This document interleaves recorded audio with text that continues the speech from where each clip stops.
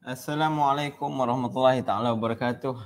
Selamat malam, selamat kembali bersama dengan kami, bersama dengan saya Cik Bon Sihat. dalam sesi malam chill, okey. Chill yo. Okey, seperti biasa apa yang biasa Seperti tu? biasa kita yalah malam ni hari yang penuh barakah, Sebenarnya kami tak tahu sebenarnya nak mulakan macam mana hari ni. Sebab agak kalut sebenarnya kami sampai. Yalah sebab kami terpaksa sebenarnya berpindah satu tempat ke satu tempat sebenarnya. Disebabkan oleh keadaan internet yang amat mencabar sebenarnya di Melaka ni. So that's why kami perlu mencari internet yang sangat bagus. So kami terpaksa kembali ke rumah kami untuk mendapatkan internet supaya kami dapat sebenarnya bersama-sama dengan anda pada malam ni. So apa khabar anda pada malam ini? Diharapkan anda semua okey. Dan seperti biasa kami nak bercerita berkenaan dengan perkara-perkara di dalam rumah. Jadi topik yang kami nak bawa pada malam ini adalah berkenaan dengan pemilihan lampu. Okey. Tapi sebelum kita proceed kepada perkongsian isu yang kita nak nyatakan pada malam ni, seperti biasa jangan lupa tekankan button share. Lepas tu bagi like banyak-banyak, tekankan like banyak-banyak and belanja juga kita orang love. Kiranya macam orang kata sedekahlah kepada kami ni love tu kan.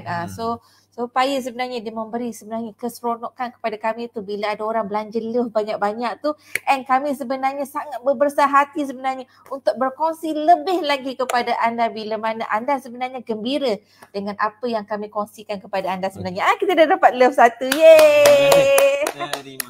Terima kasih.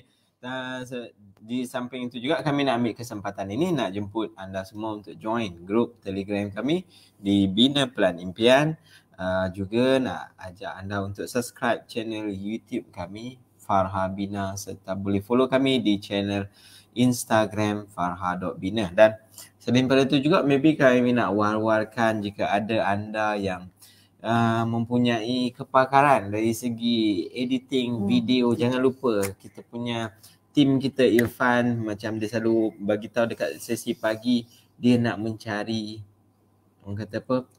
Kami sebenarnya mencari videographer sebenarnya untuk tim Farha Bina. So kalau ada, kalau kata ada anak ke, ataupun diri anda sendiri ke, ataupun siapa-siapa saja jiran anda ke yang anda tahu sebenarnya mereka mahir dalam menggunakan video dan edit video, boleh hantar resume ke email kami di www email kami fahabina@gmail.com. Tapi link tu dekat laman web kami pun adalah www.fahabina.com. Dekat situ cari Kejaya, option Kejaya, ada disediakan link dekat situ, anda boleh submit dekat situ jugalah. Okay. Dan maybe kita boleh juga buka dekat penjana punya tu. So kalau kata nanti kami akan open juga dekat My Future Job. Tapi sekarang ni kan semua orang akan apply kerja melalui My Future Job kan. So nanti kami akan open dan kami akan war-warkan sebenarnya untuk anda boleh join sebenarnya bersama dengan tim Farha Bina. Sebab semua orang sebenarnya seronok sebenarnya bekerja di bawah Farha Bina. So mungkin anda adalah salah seorang, ataupun anak anda adalah salah seorang, atau mungkin anak buah anda ada salah seorang tim kepada Farha Bina. Seronok tau kerja dengan Farha Bina ni sebenarnya. Ceria boleh join. Boleh, asalkan ceria, orang kata ceria saja, lepas tu sangat kreatif, tak ada masalah sebenarnya untuk join bersama dengan tim Farha Bina. So pada malam ni sebenarnya kita nak membincangkan lagi satu isu yang memang sentiasa orang kata kita sendiri kadang-kadang kita pun tak tahu sebenarnya cara nak pilih lampu yang terbaik sebenarnya untuk rumah impian kita ni. Penting ke tak penting pencahayaan ni? Orang kata pencahayaan ni sebenarnya dia bagi option. Dia bagi dua option. Dia sama ada boleh menghidupkan ataupun merosakkan satu-satu ruang. Betul. Imagine anda beli perabot cantik-cantik, lepas tu pencahayaan dia kat situ pula tak cantik. Malap, lepas tu macam nak tidur. Kita beli drawing ke lukisan ke apa cantik-cantik, kita gantung kat situ kan. Lepas tu Lepas tu, malap kat situ tak. lagi satu kadang-kadang kan kita macam expecting sebenarnya kalau macam lukisan ke atau gambar kahwin. Gambar kahwin kita kan kadang-kadang kita pampang besar-besar kat situ. Orang datang tak perasan pun. Aduh. Kita pun bawa lah pergi duk menyembang. Lepas tu dia boleh buat tak perasan pula. Dia tak perasan apa. Itu adalah sebenarnya kita sebenarnya tak highlightkan benda tu. Kadang-kadang orang kan kalau benda-benda yang tak highlight ni orang macam tak ambil peduli sangat. Tapi kalau kita bayangkan kalau kata ada orang kata kita ada gambar ke ataupun mungkin kita ada ayat-ayat Al-Quran ke yang kita letakkan dalam satu sudut rumah kita tu, dia akan bila kita pasal spotlight tu, dia akan jadi satu feature dekat kawasan tu, and kawasan tu memang sangat berubah dia punya hidup dia punya situasi dia. Waalaikumsalam. Terima Ada orang nak kasih. belanja kita makan ke ni? Oh, dia asyik tanya kita dah makan ke belum kan. Setiap kali soalan dia kan, kalau kata dia masuk live dengan kita ni, Cik Bon dengan Cik Yat dah makan ke belum? Tapi apa pun, terima kasih kepada Akila sebab join kepada live kami pada malam ni. Kami dah makan, kami baru je makan. Sebab kami kan makan rushing. Kami makan juga, lepas tu kami datang ke sini sebenarnya untuk live bersama-sama dengan anda. So, kita go kepada point kita yang nombor 1. Boleh, Cik Bon? Okey. Point nombor 1. Point nombor 1, kesilapan dia adalah di mana bila dia nak beli lampu tu kan. Lampu tu dia di dalam dilema. Lampu tu cantik tapi tak praktikal dengan ruang. Ataupun lampu tu kurang cantik sikit tapi dia praktikal untuk ruang tu. Dekat situ dia datang masalah dia dekat situ.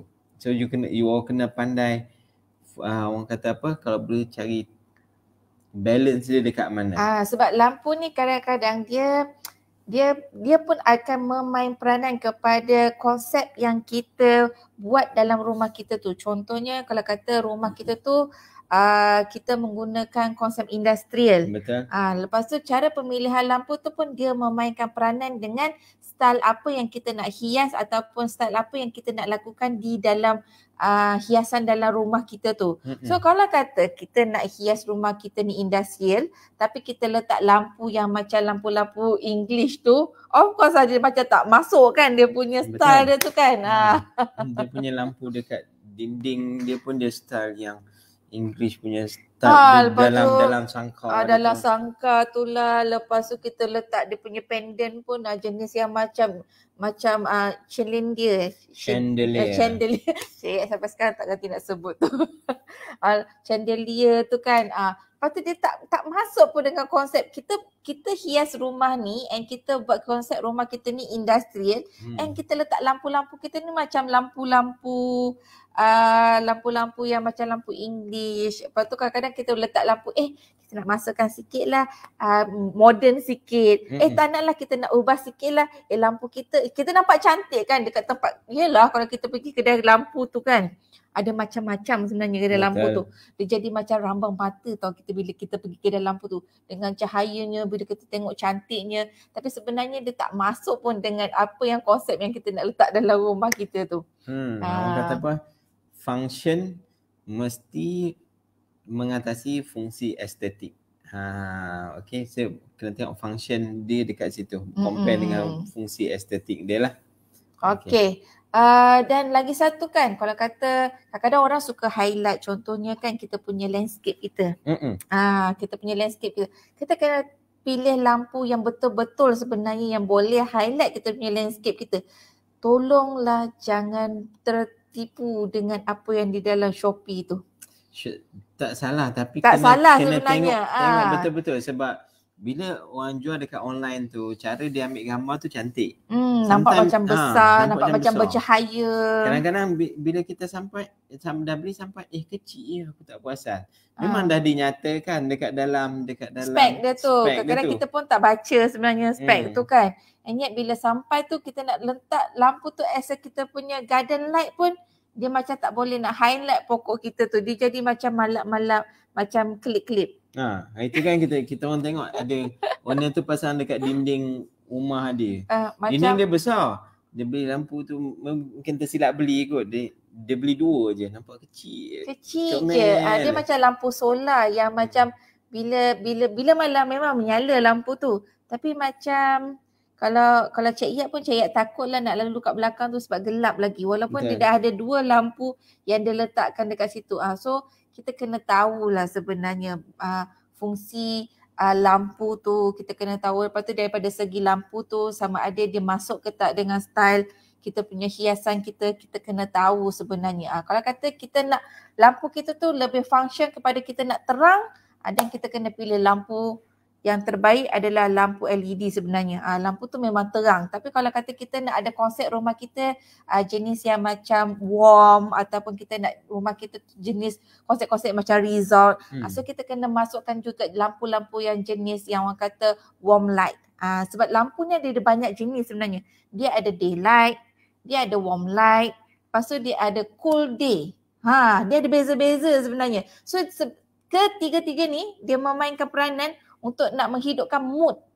Mood di dalam rumah kita tu. Jangan kita main bantai semua kita beli. Contoh macam kan kalau kata plaster ceiling dia buat L-box tu kan. Bila dia tutup main dia nak pakai lampu L-box tu untuk rehat-rehat. Tiba-tiba dia pasang lampu terang dekat dalam L-box tu. Tak ada guna. Tiba-tiba dia pasang lampu pendle floor. Orang kata cari T5, dia tak cari T5. Tiba-tiba dia cari lampu pendle floor terus. Lampu Kalimantan ada dekat dalam dia punya L-box tu.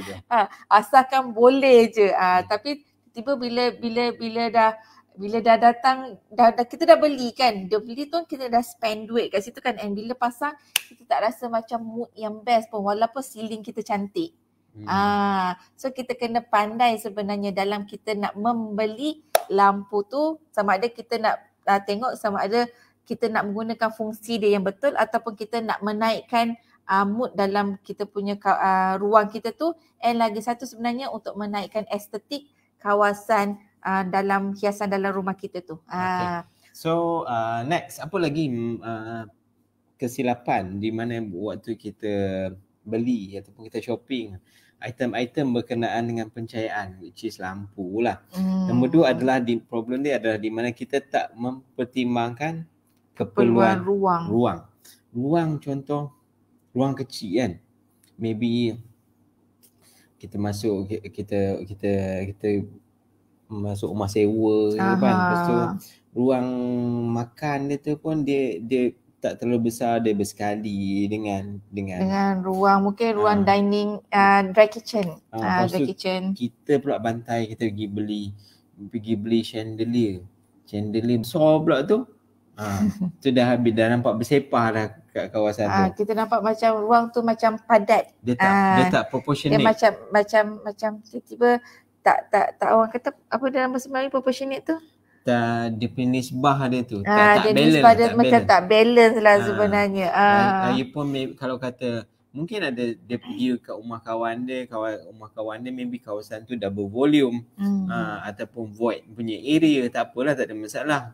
Tapi kalau dekat kawasan kita maybe kalau kata kawasan tu sempit, lepas tu nak pula ceiling dia tu pula tak terlalu tinggi kan. Maybe ada L-box ataupun ada drop box dekat situ. Lepas tu kita pergi beli chandelier besar. So dia tak sesuai lah sebenarnya. Betul. And lagi satu apa yang Cik Iyat perasan lah. Kalau ini kebanyakannya rumah-rumah yang kita beli, rumah yang dah siap ni. Contohnya rumah teres ke atau rumah semi-D ke, tak kisahlah. Sebab selalunya developer ni dia bagi point lampu ni dia kedekut sikit. So kita pun tak nak buat rewiring balik when kita pasang saja lampu dengan point yang ada tu, especially dekat kawasan anak kita belajar. Bila kadang-kadang kawasan dekat anak kita belajar, kadang-kadang kedudukan lampu tu berada di bawah kipas. And menyebabkan kawasan dekat situ membayang. Bila kipas tu berpusing kan, lampu tu kita akan nampak membayang pusing kat situ. And itu adalah kawasan anak kita belajar. Dia akan menyebabkan apa tau, kerosakan daripada segi dia punya deria mata dia. Yalah, kalau dia berbayang macam tu, berpinau mata dia nak belajar. So kena beli lampu study baik dia. Lampu study, and sebenarnya kita kena buat rewiring balik kedudukan lampu tu. Dia tak boleh sebenarnya exactly dekat bawah kita punya kipas ataupun berdekatan dengan kipas sebenarnya. Dia akan menyebabkan sebenarnya kita punya kawasan bilik tu dia akan jadi macam membayang. Lagi satu, ni Cik Yap beritahu apa yang selalu dilakukan adalah dalam satu bilik ada kipas, ada lampu pendek floor tu kan. Sebab kipas tu berada di tengah-tengah, disebabkan dia hanya nak letak satu pendek floor sahaja yang menyebabkan dia letak dekat bahagian tepi. Kadang-kadang kan tepi kan kita nak buat wardrobe lah. Lepas tu kadang-kadang kita nak kena ada almari kat situ lah. So bila kita pasang kat tepi betul-betul kat dinding ni, dekat dengan dinding ni, yang menyebabkan kita punya bilik tu kan kelam je. Walaupun kita pasang lampu LED. So kita kena tahulah sebenarnya bagaimana kita nak meletakkan lampu kita tu dalam sesebuah ruang tu. Kalau tak boleh sangat, cari lagi satu lampu, join lah. Maybe sekali klik 2 lampu panjang tu menyala sikit. Okey lah. Macam kita muda-muda boleh, okey lah lagi kalau kata kita nak membacakan. Tapi kalau dah macam dah makin kita meningkat usia ni kan, kalau baca tu dalam keadaan yang tak terang, dia akan menyebabkan kita sakit kepala sebenarnya. Ini pengalaman sebenarnya. Kalau dos yang mengaji tu, kalau yang lancar tak apa lah. Kalau kita ni yang kita alik tendang ni, wow ni mampus. Dah baca macam ni. Dia dah jadi macam cerita Piramli tau. Macam ni lah. Lepas tu macam tak nampak macam ni lagi. Macam tu lagi. Dah jadi macam cerita Piramli dah. Alik dia meme. Buaya. Okey, itu adalah poin yang nombor 2 sebenarnya. So kita go kepada poin yang nombor 3. Poin nombor 3 ni kita kena, sebelum kita beli pencahayaan lampu dekat kawasan tu, kita kena tahu function ruang. Sebab ada ruang tu sometimes dia lebih daripada satu fungsi. Contoh kalau kata bilik dalam rumah kita tak terlalu banyak, lepas tu kita nak adakan musola. Lepas tu dekat dalam, kalau kata untuk anak-anak pula nak study, bilik dia pun kecil. Kita kata okey, dekat musola ni yalah maybe waktu tak semayang kita bolehlah guna buat library ke apa kan. Jadi kita kena consider pencahayaan dekat situ juga. Betul. So maknanya kita kena orang kata kena tahu ruang tu digunakan fungsinya untuk apa. So maknanya kalau ruang tu adalah ruang musola dan ruang tu juga adalah kita nak gunakan untuk anak kita nak belajar kat situ, so kita memang kena guna lampu yang terang lah. Betul. Tapi kalau kata ruang tu kita nak dapatkan mood yang best, especially macam ruang family. Ruang family kan kita nak duduk santai-santai, tengok TV, macam tengok wayang kan. So kita tak perlu memerlukan cahaya yang terang macam ni. Nampak tak terang macam tu. Kita tak perlu pun cahaya macam tu. Dia perlukan cahaya yang lebih kurang macam kita pergi tengok, kita pergi mana? Sinema, kita pergi wayang kan. So dia perlukan cahaya-cahaya yang lebih ambient, cahaya-cahaya yang lebih cozy. Dia lebih macam tu, maknanya cahaya-cahaya yang kita rasa santai, relax, duduk bersama dengan keluarga sambil menonton TV bersama-sama tu, ataupun kita menonton movie bersama keluarga tu. So kita sebenarnya kena tahu setiap ruang-ruang di dalam rumah kita untuk menentukan sebenarnya lampu yang kita nak letak dekat situ. Yang saya sebut awal tadilah, ruang tu dia kalau kata ruang tu kita nak jadikan dia mood dia tu untuk mood membaca, dan kita perlukan cahaya yang terang. Tapi kalau kata ruang tu kita perlukan mood untuk bersantai, dan kita akan gunakan cahaya-cahaya yang lebih orang kata yang lebih cool, lebih macam tak adalah terlalu terang sangat untuk kita nak relax sebenarnya. And lagi satu kalau kata di bahagian landscape sebenarnya. Di bahagian landscape, kalau kata landscape kita dah cantik. Landscape kita dah cantik, and tiba-tiba kita letak lampu pendek floor kat situ. So nampak tak dia punya implikasi dia akan jadi biasa-biasa saja. Betul. Sebab sometimes orang akan nampak benda yang slack tu. Dia akan nampak benda biasa-biasa kalau kata kita gunakan lampu putih tu di tempat yang kita dah hias cantik sebenarnya. Sebenarnya untuk kita nak highlightkan, nak naikkan mood tu, sebenarnya kita kena campurkan dengan lampu yang warm light. Supaya dia naikkan mood tu, supaya yelah kalau kita pergi hotel pun kita perasan banyak lampu warm light daripada lampu daylight ni. Sebab apa? Sebab dia nak naikkan mood rasa macam best dengan suasana yang lebih santai, suasana yang lebih orang kata cantik bila kata kita gunakan lampu yang warm light ni, lampu yang warna kuning tu. Tapi lampu tu agak panas sebenarnya kalau kata kita letakkan ruang family. So kita kena, kalau ruang family kita banyak gunakan cold day, cold day. Daylight. Dia bukan daylight, dia cold macam itulah. Dia antara tau, kalau kata yang Cik sebut ni, dia di antara warm light dengan daylight. Cahaya tu. Dia tak oranye dan dia tak putih. Itu adalah cahaya dekat situ. Selalunya dekat office akan guna cahaya yang tu. Betul. So kita kena tahulah kita punya ruang tersebut yang kita nak gunakan, dan kita kena tahu fungsi setiap ruang tu dan mood apa yang sebenarnya kita nak naikkan untuk ruang tu. Hari ni kita main macam mood pula. Selalu kalau lampu ni dia berkait dengan mood sebenarnya. Okay. So next, kesilapan yang nombor 4 adalah tidak memilih yang paling terang. Ini kita kena spesifik. Majoriti ni dia dekat luar. Sebab dekat luar kadang-kadang kita punya lampu koridor luar tu kan. Kita pasang lampu sebab kita pun nak prevent, kadang-kadang orang pun nak kita takut pencuri ke apa kan. Kita pergi pasang lampu malap pula dekat situ. Ataupun kita punya posh pun kita pasang lampu malap. Malam-malam pun jadi susah. Dekat bahagian luar majoriti Facebook user Mark Zuckerberg dah masuk. Terima kasih kepada Facebook user. Kita kalau boleh berkenalan kita Facebook user. Okey, terima kasih. Terima kasih sebenarnya kepada mereka yang masih stay lagi bersama dengan kami pada malam ni. So kita go kepada poin yang nombor 4 lah.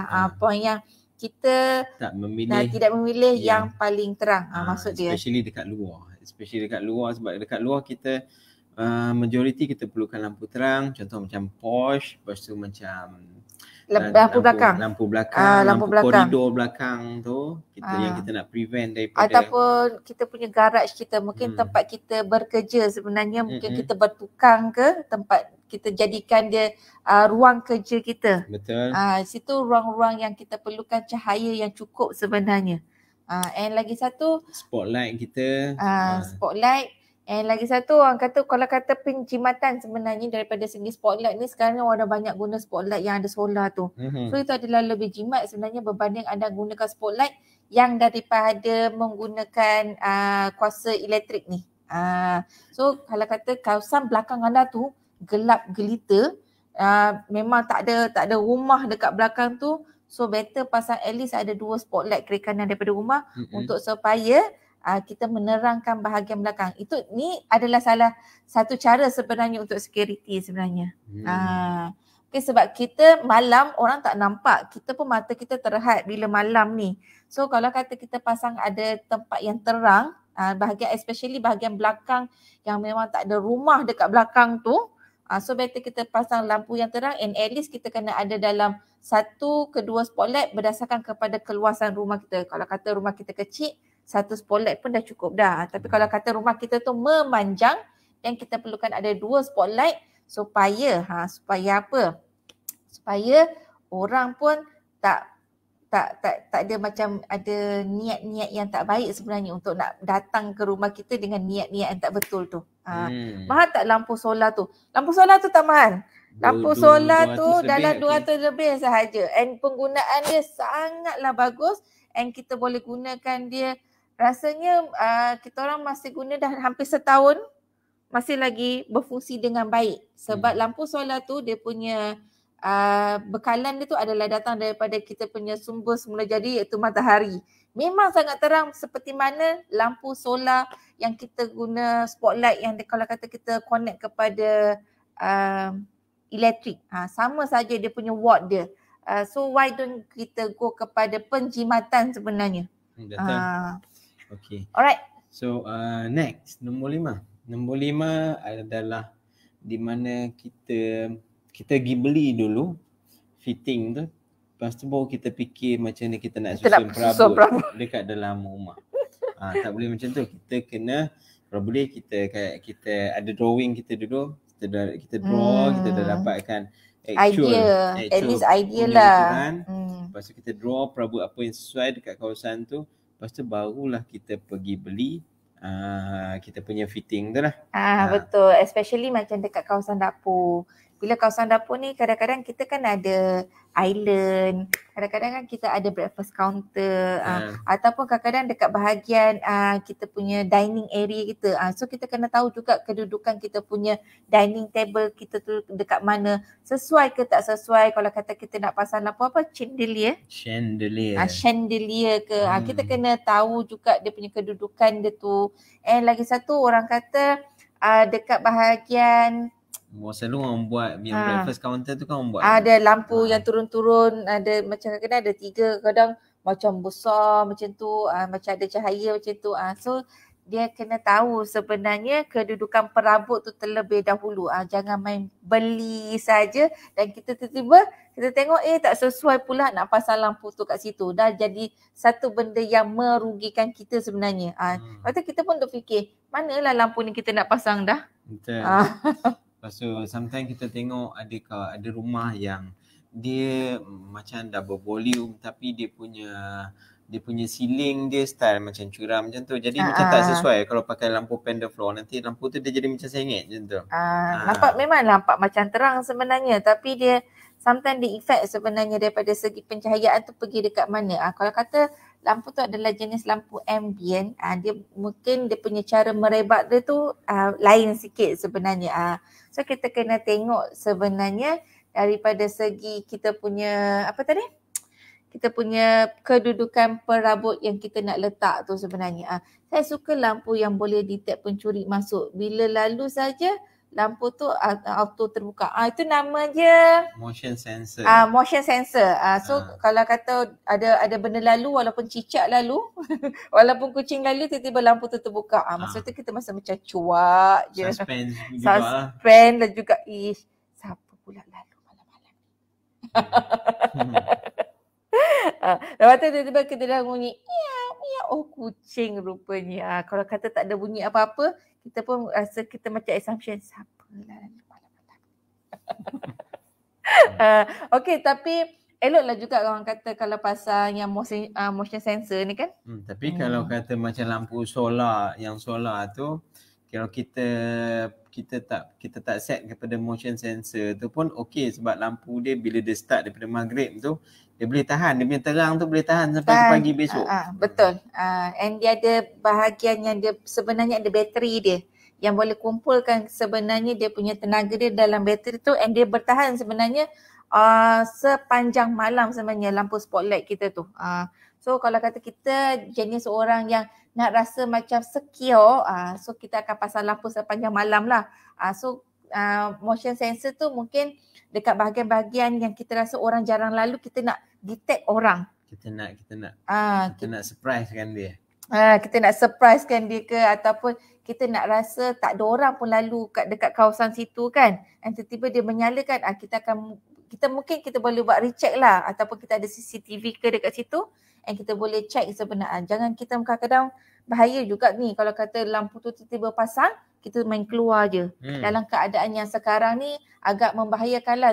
Terus saja kita nak pergi check ke, ataupun kita nak pergi, ataupun dekat rumah tu tinggal kita je perempuan dekat rumah, ada beberapa orang je dekat rumah perempuan kan, tiba-tiba kita pernah nak pergi check. So kena berhati-hati. Surprise lah motion sensor tu. Nak pula kan kita tengok lampu tu menyala. Kita tengok CCTV dekat phone kita tu. Tak ada benda. Tu dia menyala lagi. Tak ada benda. Tu cik kata cuak. Kita bagi yang terus menyala daripada maghrib tu sampai ke pagi. Okay, alright. So itu adalah menjawab kepada soalan daripada Akilah. InsyaAllah. So kita go kepada poin kita yang terakhir pada malam ni. Okay, poin terakhir kesilapan dia adalah kita tidak mempertimbangkan penggunaan tenaga. Yang macam cik cakap tadi lah spotlight tu. Betul, sebab kan kita perasan bil elektrik makin mahal kan. Sangat dia punya tarif dia kan, bukannya makin mengurang, makin mahal, makin mahal. Lepas tu dia kurang sikit je lah. Kononnya dia kata ada potongan sedikit. Lepas tu dia naik, okey kalau kata kita melebihi sekian, dia tambah lagi. Tak tahulah dia tambah berapa banyak, dia tambah. Tapi kita tak boleh. Itu je lah yang ada yang boleh membantu kita menerangkan rumah kita kan. Kalau tak nak TMB, nak minta Nak company minta apa lagi?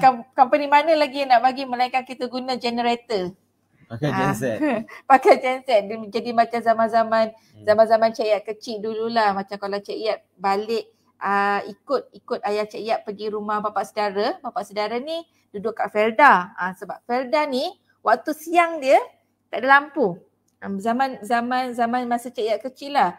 Felda ni waktu siang dia tak ada lampu. Jadi waktu siang dia akan pasang generator. Maknanya untuk nak kipas ke, nak apa ke, dia pasang generator tu. Jadi bila malam pukul 7 tu, barulah dia akan supply lampu sebenarnya kepada setiap rumah-rumah di Felda tu. So, kena consider, maksudnya kalau kata kita dah standby, bahawa sekarang kita dah banyak penggunaan elektrik tu dah tinggi gila kan. Kita dah standby, slowly kita convert kepada solar tu lebih baik lah untuk masa depan.